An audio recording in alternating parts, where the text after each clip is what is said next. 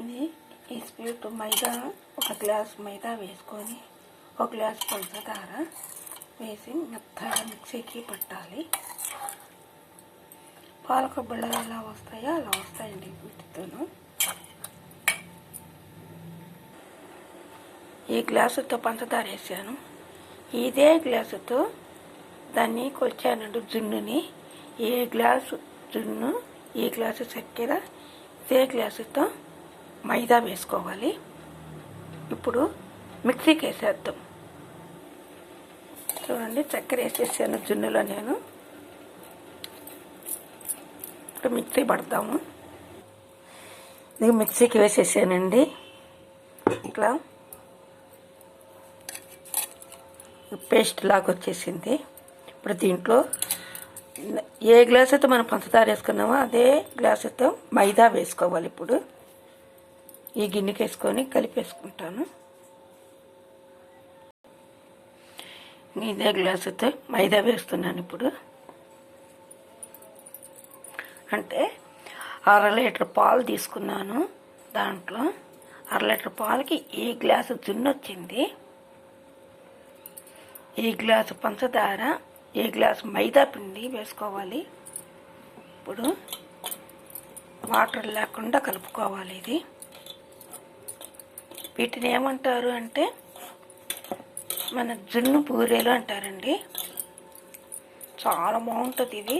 దీంట్లో 2 ఏలక్కాయలు కూడా వేసాను నేను.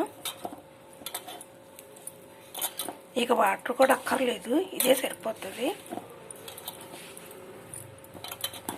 చాలా బాగుంటుందండి.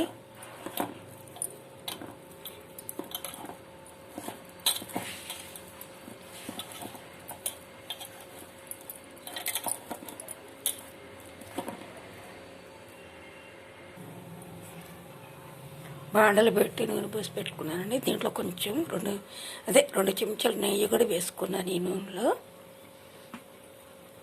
పిండి చపాతి పిండిలాగా చేసుకోవాలి.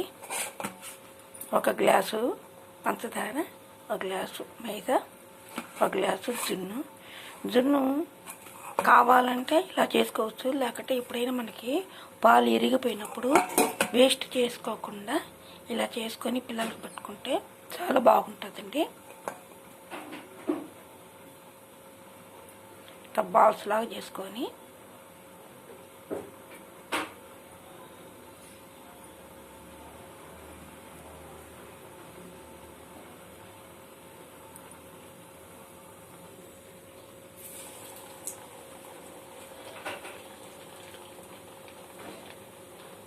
నోట్లో వేసుకుంటే కరిగిపోతాయండి, అంత బాగుంటాయి ఇవి.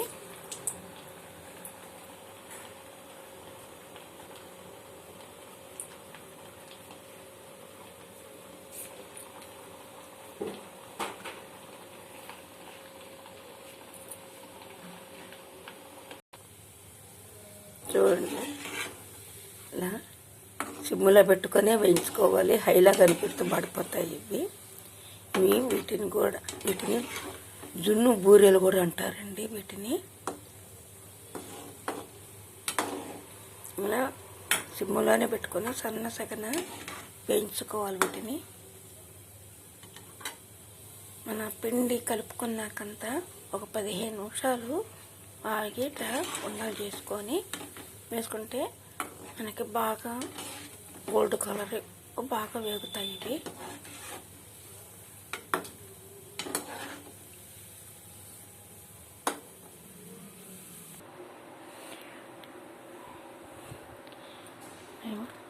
జున్ను బూరెలు తయారైపోయినాయండి. చూడండి, ఇలా వచ్చాయంటే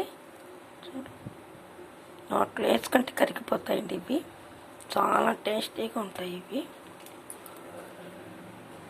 బాగున్నాయండి. ఇవి మీరు కూడా ఒకసారి ట్రై చేయండి.